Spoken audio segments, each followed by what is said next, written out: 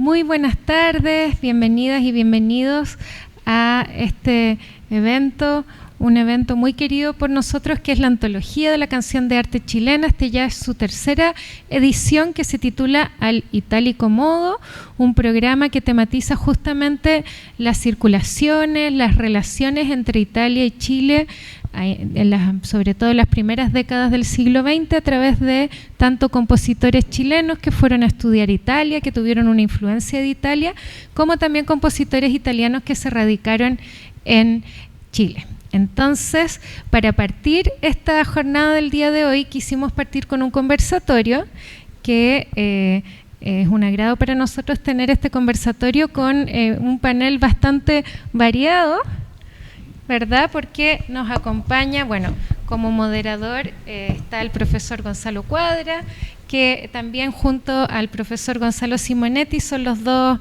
organizadores y curadores, digamos, de este proyecto.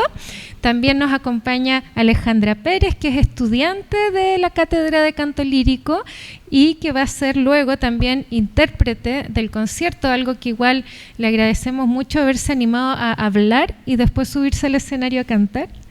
Y tenemos un invitado especial que llega desde la Quinta Región, Fabián Tobar, que es musicólogo. Él ha investigado, realizado diversos proyectos vinculados al archivo de Enrique Soro, que está en la Quinta Región, entonces sabe mucho del tema del concierto del día de hoy. Estas obras que luego vamos a escuchar, después las vamos a presentar antes del concierto un poquito más, ya que estamos grabando también y esto se va a grabar por separado.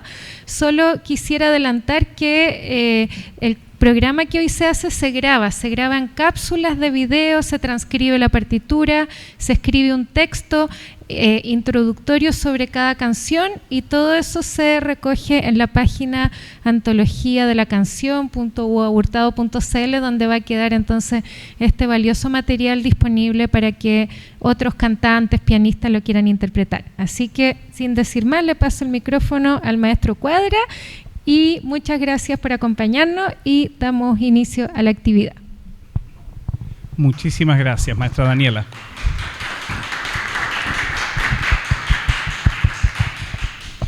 Bueno, bienvenidos, bienvenidas a esta tercera edición, nuestra tercera temporada de Canción de Arte Chilena, con el tema Al Itálico Modo, que, como bien dijo la maestra Daniela, habla sobre procesos migratorios, que tiene que ver tanto con personas como elementos más intangibles, como el estilo, por ejemplo, la moda. ¿Qué viaja a través de ese mapa que ustedes ven, que son rutas marinas del Atlántico, entre Europa y América? Particularmente en el siglo XIX, la influencia italiana en toda América fue decisiva, ya que teníamos una América que se desvinculaba de España con sus independencias y recibía a las compañías italianas que traían la modernidad. ¿Y cuál era esa modernidad? La ópera. Compañías que viajaban por toda América, desde los Estados Unidos hasta Chile, trayendo no solo los títulos, sino que además cantantes, instrumentistas y, como yo les decía hace un momento, no solo la música, sino un modo, una manera. De alguna manera dando a entender que la música era italiana. Ya va a llegar el siglo XX que nos va a decir que la música no, la música es alemana o francesa. Pero en este siglo XIX la influencia italiana era innegable, era un modo. ¿Y qué es lo que traía este modo? La presencia protagónica de la melodía y el canto, que era fundamental para el lenguaje italiano. En cuanto a números, por ejemplo, tengo acá que yo en números anoto alguna cosita porque se me van a escapar seguramente. Tenemos que en 1875 en Chile, que teníamos 2 millones de habitantes, Italia, de las colonias, de las migraciones europeas en Chile, ocupaba el 4º lugar, en 1875. Pero en 1895, Italia ya ocupa el 3er lugar de la nación con más migrantes hacia Chile. Y una cosa interesante, para 1895, en los censos que ustedes los pueden ver en la Biblioteca Nacional Digital, la profesión de músicos, la nacionalidad más presente es la italiana, con 33 33 músicos, nos parece muy poco, pero en realidad estamos hablando de poblaciones que todavía eran un poco pequeñas. Y para 1907, la migración italiana era la segunda más importante en nuestro país, después de la migración española. Para 1907, además, tenemos ya la segunda generación ya de hijos e hijas de italianos migrantes en nuestro país. Como yo les decía, esta migración tiene que ver con cantantes e instrumentistas, que es lo que más nos llama la atención para nosotros, y que van haciendo una doble labor muy importante. Como les dije hace un momento, van formando el oído del público, de los espectadores, de qué es la música. Pero por otra parte, se insertan dentro del mundo docente al nivel más alto. Estamos hablando del Conservatorio Nacional de Música. Y van haciendo docencia. La presencia italiana en la música chilena de fines del siglo XIX y comienzos del siglo XX, entonces, no solo es el espectáculo que vamos a ver al Teatro Municipal o a las salas de concierto, sino que además es el aula que forma a los futuros intérpretes de música. ¿Cuál era el lugar idealizado? Ahora vamos al camino inverso, ese camino inverso del Atlántico, de intérpretes y músicos chilenos. Era Milán. ¿Por qué? Todavía por la influencia de la ópera. Era Milán. Ahí irán Eleodoro Ortiz de Zárate, Enrique Soro, Remigio Acevedo, van hacia Milán. Pero ¿con qué se encuentran?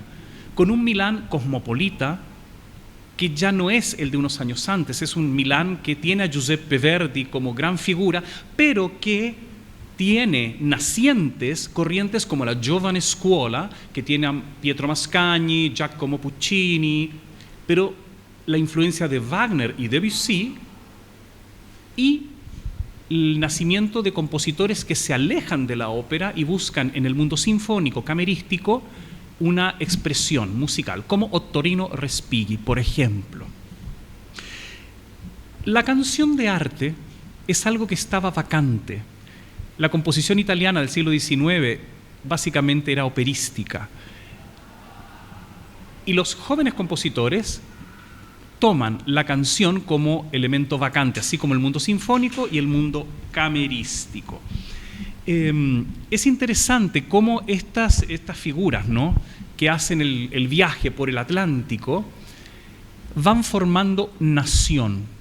No solo, como yo les decía, haciendo un sonido, una docencia, sino además castellanizando sus nombres. Cuando hablamos de Domenico Brescia, tenemos que hablar también de Domingo Brescia, por ejemplo. O si hablamos de Luigi Stefano Giarda, tenemos que hablar de Luis Esteban Giarda. Es decir, permítanme solo una pequeña reflexión muy personal. Cuando yo era pequeño y no tenía claro si mi abuelo se llamaba Juan Balaña o Giovanni Balaña. Y era lo mismo.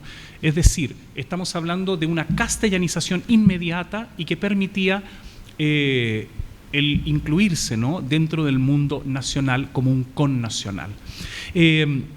Pensemos en Giarda, pensemos en Brescia, además, que tienen cargos como subdirectores del Conservatorio Nacional de Música. Por ejemplo, pensemos en un Enrique Soro, que es segunda generación en Chile y que va a ser Premio Nacional de Música y también subdirector del Conservatorio Nacional de Música.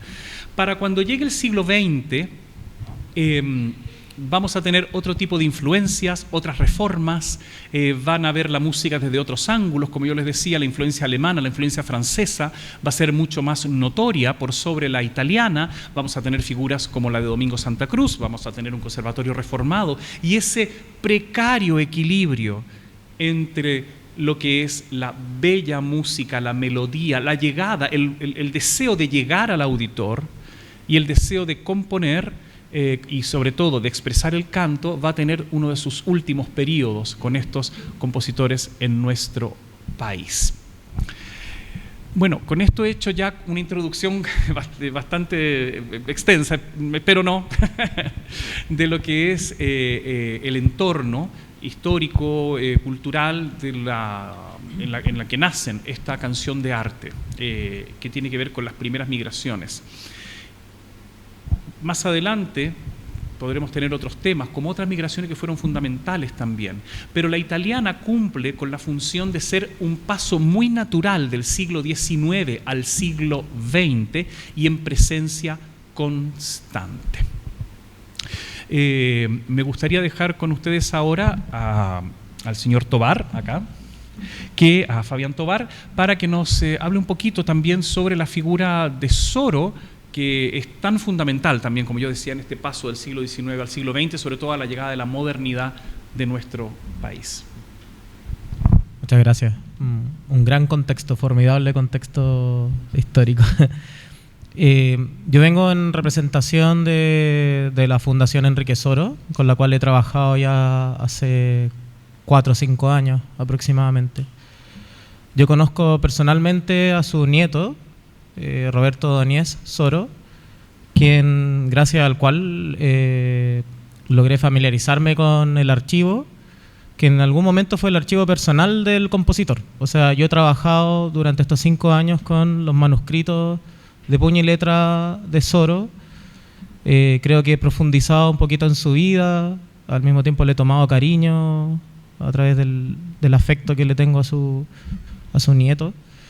Entonces acá como que hay algo que sobrepasa a veces los horizontes del investigador. Yo creo que hay afecto de por medio.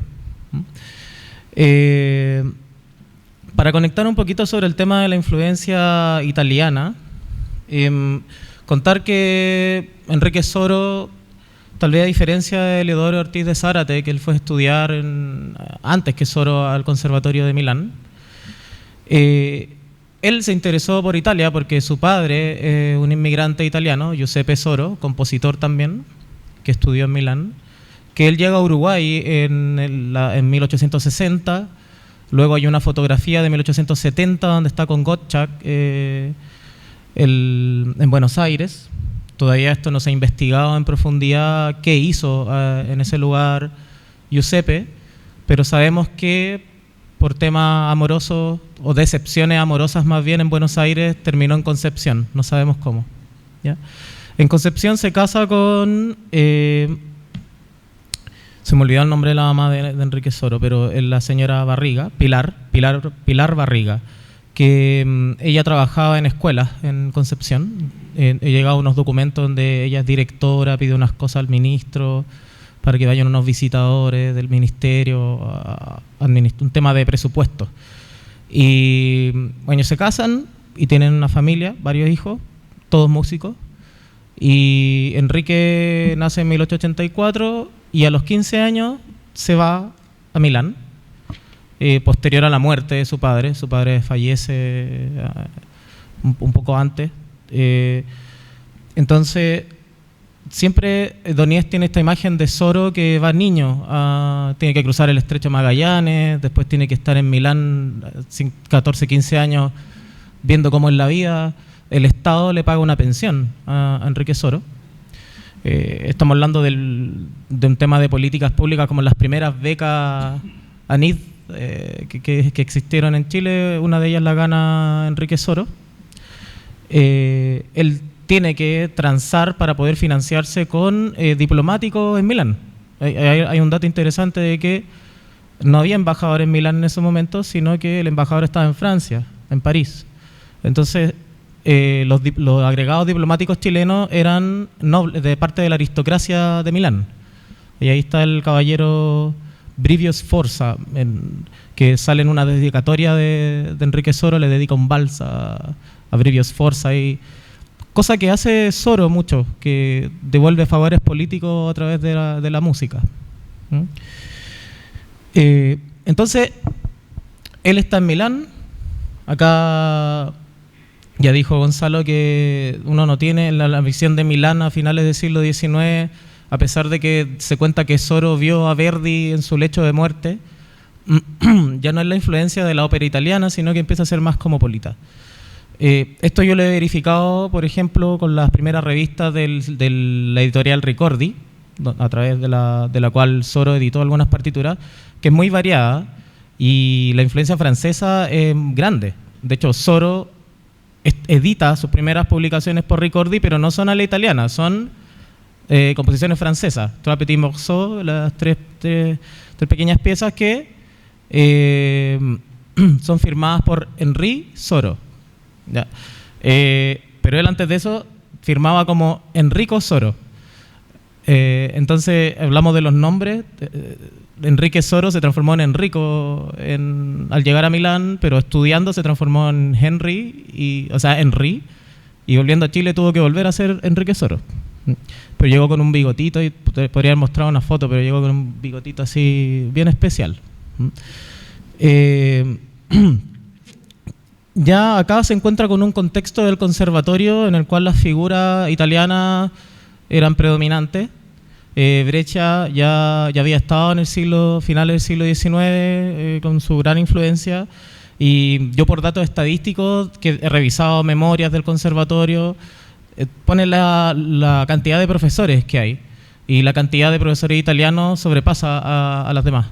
Más que profesores hay españoles, pero los italianos no tan solo en el canto, sino en otros instrumentos. Yo, por ejemplo, estoy investigando sobre la historia del contrabajo y sé que los primeros contrabajistas que enseñaron en el conservatorio son italianos. Y después se fueron de acá y fueron a Brasil, etc. También la influencia del inmigrante italiano desde Argentina es importante. Entonces, Soro llega con ¿cómo decirlo?, el prestigio del Conservatorio de Milán, y tiene que devolver los favores de la beca también, y trabaja en el conservatorio. Pero ser subdirector, él fue subdirector desde 1905, que vuelve hasta 1918. El subdirector era el director artístico, así se le decía. El director era el director administrativo. O sea, en el caso de cuando llega Soro estaba Aldunate, y Aldunate es un abogado. Entonces, el cargo de Soro era dirigir artísticamente el conservatorio, escoger el repertorio, reformar los currículum, empezar a gestar una administración, yo creo, y no lo he investigado aún, pero una de mis hipótesis es que al estilo del Conservatorio de Milán. Después, cuando Domingo Santa Cruz, en un famoso texto de 1927, critica al conservatorio, critica la influencia italiana que tiene la administración de Soro.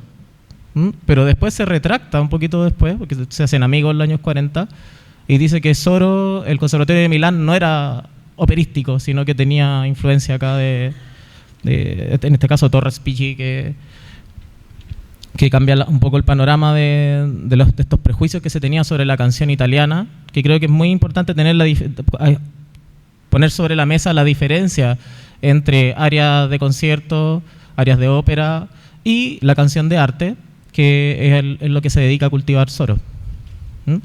Entonces, después él asume como director y toma como subdirector a su mano derecha Luigi Stefano Iarda. Y el equipo estrella del conservatorio pasa a ser italiano. Y esto es algo que la comunidad italiana en el año 1921, me parece, hace un libro bien grande sobre la influencia italiana en Chile. Había empresarios, músicos, pero acá salen las fotos gigantes de Soro y Iarda. Y obviamente eso tiene no solo conexión en un término musical, sino también político. Alessandri, sabemos también que es parte de la comunidad. Él visita al conservatorio el 24, un poquito antes que caiga la primera reforma del conservatorio, y tenga que ser exiliado Alessandri, y Soro pierde en cierto modo los favores políticos de la comunidad. Estoy hablando de hipótesis mías, musicológicas. Yo me comprometo con esto, si está siendo grabado, pero lo podemos discutir después. Pero yo igual creo que las influencias políticas son importantes. O sea, que el año 27 caiga Ibáñez, como la dictadura de Ibáñez, y salga la reforma el 28, tiene obviamente repercusiones en la administración del conservatorio, y sobre todo los favores políticos que había generado, o las redes políticas que generó Soro a través de la comunidad italiana y los políticos a cargo durante las primeras décadas del siglo XX. Eso respecto al tema de la influencia italiana en Soro. Ahora, sobre las obras, para mí es bien importante pensar esto, de que a Soro se le conoce en la historia de la música actualmente por ser el primer compositor, o sea, el compositor de la primera sinfonía chilena, el primer cuarteto chileno. Se conoce el Andante Apasionato, que lo ha tocado la Orquesta Sinfónica Caballito de Batalla por siempre. Pero estamos hablando de la obra sinfónica. Pero a veces se deja de lado el repertorio de obras, que incluso se les dice obras menores, que son, en este caso, las canciones de arte, o bien las piezas para piano, los valses, que tienen muchos valses. Entonces uno tiene que entender que el compositor, al menos si establecemos como hito el año 28 la Reforma, los compositores de antes eran variados y tenían que vivir de algo, ¿ya? Y había un mercado musical que obviamente estaba muy abierto a comprar este tipo de partituras porque aún se podían tocar, se podían cantar. Acá voy al caso del tema de las obras que se van a tocar acá, que son desde el 1900 hasta 1915 de composición, pero se editaron en la década del 20 en Nueva York. Porque Schirmer, en este caso, editó a Soro. Bueno, Soro fue de viaje en 1916 a Nueva York, ahí hizo los contactos con Schirmer, no sabemos cómo están los contratos, pero mostró su música. Y en base a estos contratos le publicaron estas canciones que él ya había compuesto en la década del 10, en 1926 en adelante. Gracias a esto, después cuando Soro quedó desempleado después de la Reforma del 28, él pudo recibir los derechos de autor. Le llegaba ahí la nieta, la señora Elsa Gardeberg, que es la nieta de Cristina Soro. Ella me contaba que a su abuelo, tío abuelo, en este caso Enrique Soro, le llegaban unos cheques de Estados Unidos en dólares, que eran los derechos de autores por estas canciones. O sea, Soro siguió ganando dinero y se pudo sostener económicamente en su época de crisis gracias a que en Estados Unidos aún se vendían este tipo de formatos. Ahora bien, eso es como lo que uno ve el valor que tiene el objeto partitura. Para mí el objeto partitura tiene un valor como manuscrito y también un valor como partitura editada según el contexto, en este caso Estados Unidos, los derechos de autor, etc. Pero también es importante saber quién cantaba este repertorio. Y acá hay algo que hay que destacar, que era la hermana de Enrique Soro, Cristina Soro, que acá nos metemos de repente en temas de género, en la investigación, en el área de las ciencias sociales, en la musicología, que es que la figura de Soro, a pesar de que fue borrada en un momento, no se habló mucho, ahora se está hablando, etcétera, pero el compositor opaca o bien deja en la sombra a la cantante y la compositora, que era Cristina. Cristina fue muy importante en la vida de Soro, porque ella cantante y el pianista, porque cuando viajaban siempre lo hicieron juntos. Al menos a Nueva York fueron juntos, a España, la gira que tuvieron por Europa, partiendo desde España, también estuvieron juntos, y ella estrenó muchas de las obras que vamos a escuchar ahora, y eran parte de su repertorio personal. Quien se interese por esto, los documentos de Cristina están en la Biblioteca Nacional, todavía no se han catalogado, o sea, queda mucho aún por investigar sobre ella, sobre su figura como intérprete y creadora también. Y para mí es importante decirlo y también aclarar de que ella, un dato interesante, que ella no llegó a ser cantante de ópera porque tuvo un accidente en el pie. Entonces eso a mí me marcó mucho el imaginario que tenía que tener una cantante para estar en escena. O sea, por eso mismo Cristina se recluyó al ámbito privado, a la docencia del canto y también de la declamación, porque en esa época los cantantes también enseñaban a hablar, enseñaban el arte de la oratoria. Y ahí ella, en su casa en Vicuña Maquena, cerca de la casa de Soro, que está en Marcoleta, organizaron una fiesta con políticos, con los estudiantes, todo eso, en los años 30, años 20 estamos hablando más o menos, y ahí los hermanos Soro mostraban su habilidad musical. Entonces, en resumen, yo quería, acá había anotado otras cositas, pero creo que en mi caso eso es suficiente sobre lo que podemos decir sobre esta obra. Lo que yo he investigado tiene que ver más que nada hasta ahora con contexto. Por eso para mí es muy interesante poder escuchar esta obra, poder tener una perspectiva. La pregunta es, ¿qué es lo italiano que hay en esta música? Porque yo puedo decir lo italiano está en que Soro fue a Italia, estudió en Italia y su papá era italiano, pero... O las estadísticas dicen que había muchos profesores italianos en el conservatorio, pero necesitamos, yo creo que al menos como investigador, para mí es muy importante tener la mirada de los intérpretes, tener la mirada no tan solo desde el análisis, sino también desde el oído, y ver cómo esta afirmación que dijiste tú, Gonzalo, de cómo se formó el oído de los auditorios a finales del siglo XIX, y a veces como esto en realidad no calzó mucho con el tema de la reforma. O sea, hay como un conflicto ahí entre quienes piensan la música desde una dirección institucional y qué era lo que estaba ocurriendo en el plano de los auditorios, de la recepción de esta música. Entonces me parece una gran oportunidad para mí como investigador estar acá, y espero que después podamos tener alguna ronda de preguntas si es que necesitan saber algo más de Soro. Muchas gracias. Muchas gracias, Fabián. Vamos a pasar ahora a nuestra siguiente invitada, Alejandra Pérez. Ella es alumna de nuestro Instituto de Música, de la carrera de Intérprete Superior en Canto Lírico. Y está aquí invitada por dos razones muy importantes. Primero, por su labor como intérprete, como músico, y segundo, por la presencia de las corrientes migratorias. ¿Y qué implica, qué elementos conlleva esto, ¿no? ¿Cómo se instala, cómo se va fusionando tanto el aprendizaje, pero también la entrega, ¿no? Cómo uno trae, ¿no? La persona uno trae una manera, un modo, y cómo se va fusionando quizá, o quizá no, con los nuevos horizontes.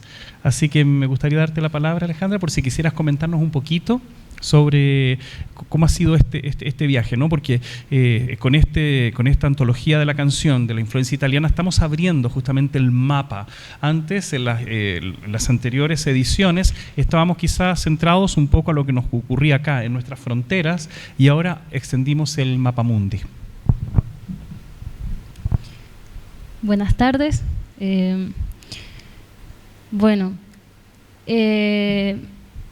Yo pienso que la migración siempre es enriquecimiento, ¿no? Personalmente vengo de la Fundación Nacional de Coros y Orquestas Juveniles e Infantiles de Venezuela, y eso no fue una idea del maestro Abreu, fue una idea que nació acá en Chile en la década de los 70, que no floreció acá, bien sea por la política, ¿no? Entonces florece allá en Venezuela, ¿no? Y la gran mayoría de mi formación viene de ahí, de esa fundación, ¿no? Que aquí después está la FOJI, que llegó después. Pero aún así funciona muy diferente. A pesar de que la idea no nació allá, funcionan de forma muy distinta. Y yo pienso que eso es lo que más ha enriquecido como mi arte allá en Venezuela, ¿no?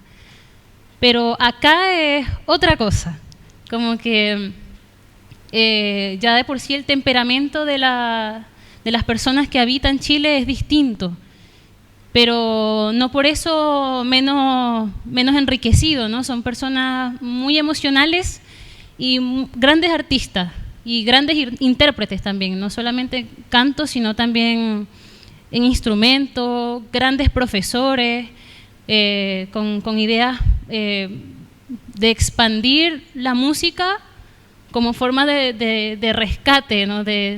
Sobre todo nosotros pequeños que no sabemos qué hacer, la música ha sido un rescate para nosotros, ¿no?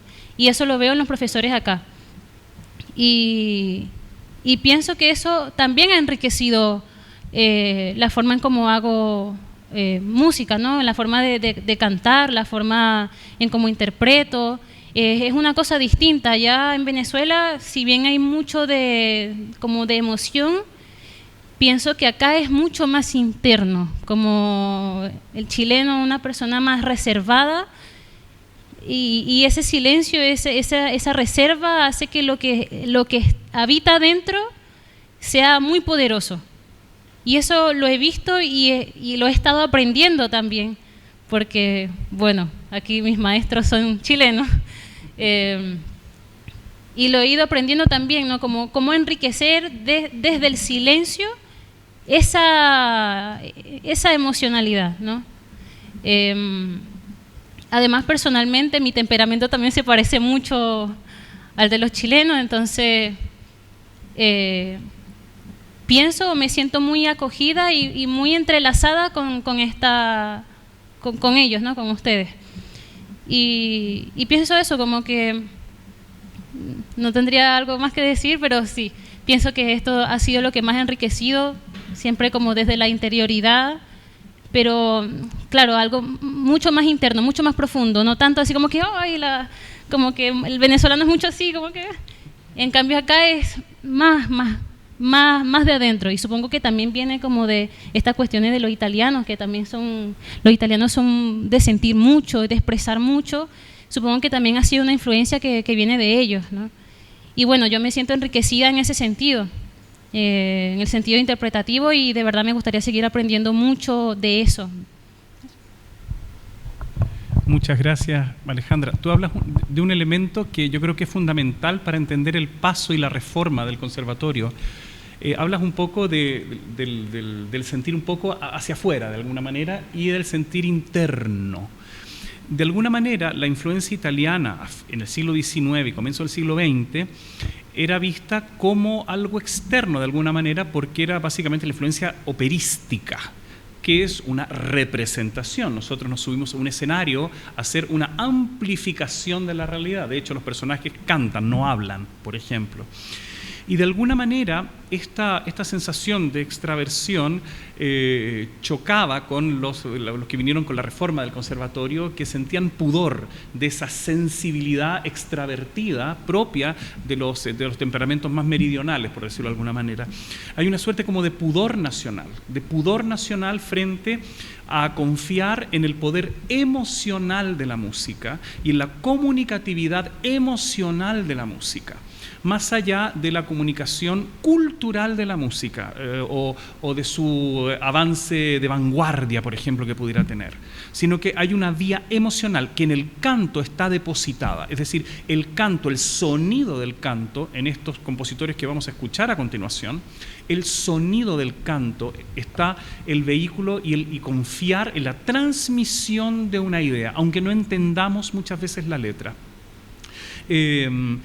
Esa emocionalidad fue vista con pudor y llevó a las reformas del conservatorio. Tú preguntabas un poco cómo es este estilo. Bueno, lo vamos a tener de manera práctica en unos minutos más, y van a ver ustedes, van a oír canciones que confían plenamente en el canto, es decir, confían en el intérprete. Saben que están haciendo buena música, pero la música per se no se sostiene si no hay un intérprete que la vehicule y la comunique. Es decir, no es una música que yo abro el pentagrama y yo digo, qué maravillosa música, sino que necesito que suene para realmente funcione en todas sus características, ¿no? Todas sus características. Y yo creo que es interesante eso, es muy interesante, y sobre todo como cantante, en este caso, lo que se le pide al cantante en estas canciones, ¿no? Que es que cante muchas veces, ¿no? Y que sea un trabajo fisiológico, no solo artístico. No sé si podríamos empezar unas rondas, quizá alguna pregunta, algo que pueda haber de los asistentes. Profesor. Okay. Para que vayamos ahí haciendo... Bueno, muchas gracias a los tres. Me parece muy interesante lo que han comentado, que son cosas distintas, pero que todas, creo, caleidoscópicamente alumbran desde distintas perspectivas también el repertorio que vamos a escuchar a continuación, tanto desde la perspectiva de los intérpretes, de estas músicas viajeras, los italianos, los chilenos. Y algo que me llamó bastante la atención, o creo que quizás yo no lo había pensado así, pero me hace mucho sentido, es esta idea de que tanto en Italia como la influencia de eso aquí, hay un momento donde hay quizás un cambio un poquito entre este repertorio tan interesado en la ópera como algo inmanente que sobrepasa todo, y este giro hacia una mirada más cosmopolita quizá, donde aparece también el interés por los franceses, los alemanes, qué sé yo, y con eso también el interés en la canción de cámara, que es, bueno, todo lo contrario a la ópera, no es como una miniatura, un poco como lo que decía Alejandra, es muy introvertida. Es como estar mirando con una lupa miniatura, ¿no? Un fenómeno musical, todo lo contrario a ese torrente de emociones, que era lo que más repulsión le causaba a la élite que tras la reforma del conservatorio toma la dirección musical del país. Entonces, quizás yo quería preguntarles si se podría profundizar una gotita más en esta idea, también pensando en que en el repertorio sí la mayoría de las canciones que vamos a escuchar son, o sea, ya sea o son la mayoría en italiano. Yo por aquí veo bueno, Luigi Stefano Giarda, y también está escrito en el texto del maestro Cuadra, también escribe el lied alemán, escribe canciones sobre textos en español, pero una gran parte o tenemos por ahí Heine, pero una gran parte del programa es en italiano. Entonces, si en estas canciones, pese a estar en italiano, se refleja también este sentir cosmopolita de la canción de cámara, que es un poco distinto, digamos, a pasar algo que podría ser un ario de ópera, tratar de forzarla en la miniatura, sino que pensar como canción de cámara en este ámbito. Eso. Bueno, justamente la canción de arte era un ítem vacante dentro de la producción italiana. Si bien hay canciones de Giuseppe Verdi, hay canciones de Rossini, hay canciones de Bellini, pero no es lo fundamental, son compositores de ópera. Y es sintomático que al cambiar el folio, cambiar del siglo XIX al siglo XX, el repertorio se amplía a lo sinfónico y lo camerístico, sobre todo en Italia, ¿no? Ellos necesitan hacer un cambio. Y si pensamos en Domenico Brescia o Luigi Stefano Giarda, podremos apreciar que, por ejemplo, Giarda compone 2 óperas nada más, o sea, es una ópera que es Lord Byron y una especie de ópera, digamos 2, pero junto a ello hay 450 canciones en textos en francés, en castellano, en italiano, en alemán, ¿verdad?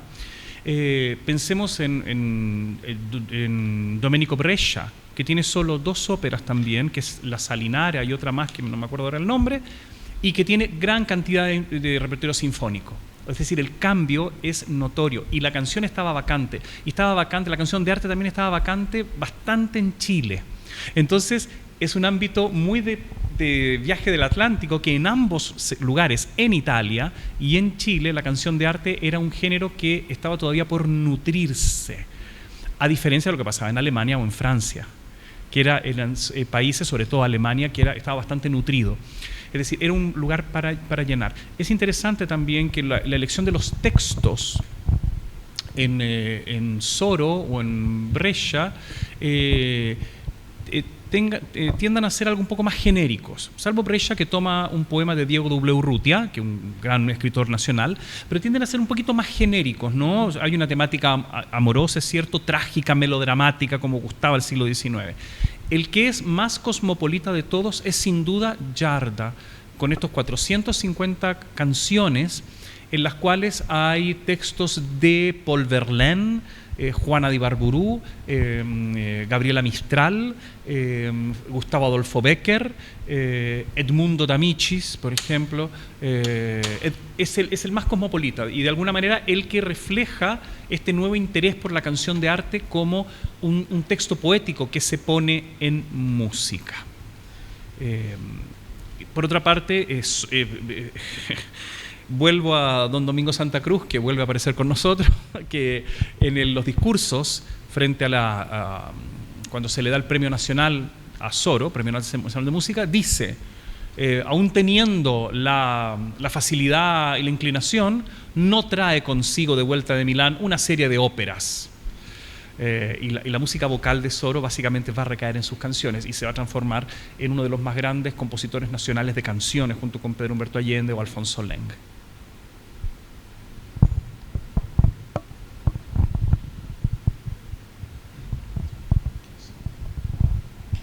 No sé si alguien... ¿Alguna otra pregunta? ¿Estamos en el tiempo? Sí, 5 minutos. Es algo muy breve, que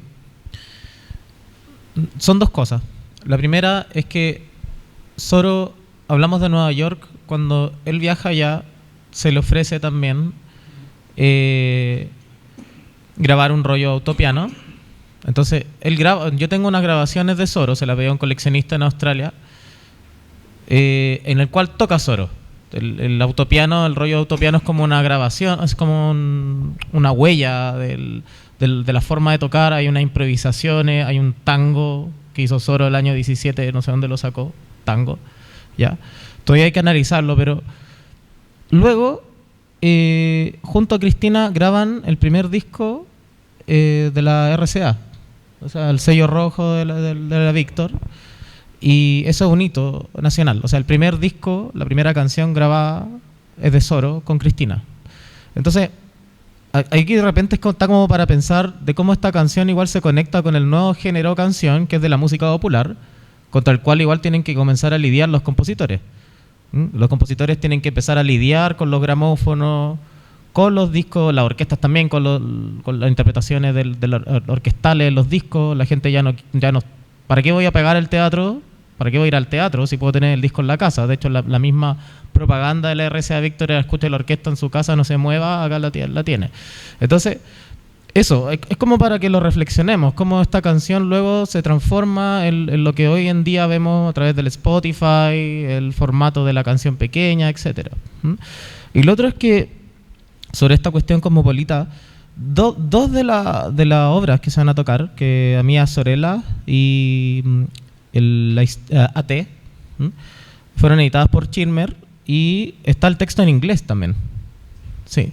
Entonces, los editores de Schirmer, ellos manipulaban mucho la música. O sea, le pasaban el manuscrito, nunca volvió de vuelta, algunos sí, pero Soro dejaba el manuscrito, y ellos contrataban músicos para adaptar la prosodia, en este caso a la melodía. Entonces, nunca se han cantado las canciones de Soro en inglés, pero se vendían como canciones que podrían ser cantadas en italiano o en inglés. Entonces, eso igual podría ser desafiante algún día, a ver si es que calza esto con la música de Soro en inglés. Sé que la música de Soro se tocó en cine mudo, lo he visto en algunos libros, pero tenemos la conexión de este compositor que da la antigua, que pasa del mundo de la partitura, del conservatorio, a grabar discos, a grabar autopiano, y también a meterse en un mercado musical que después se reemplaza por el mercado de los discos. Esos pequeños detalles para que lo pensemos. Yeah. Creo que ya estamos en la hora, estamos finalizando nuestro conversatorio. Vamos a hacer un momento de pausa y luego vamos a volver con el concierto propiamente tal, en el cual podrán disfrutar de estas piezas de compositores tanto italianos que italianos que están radicados en nuestro país, incluso que hacen familia y finalmente van a morir en nuestro país, y también compositores chilenos que estudian o tienen influencia italiana en esta tercera edición de la Canción de Arte Chilena. Muchas gracias.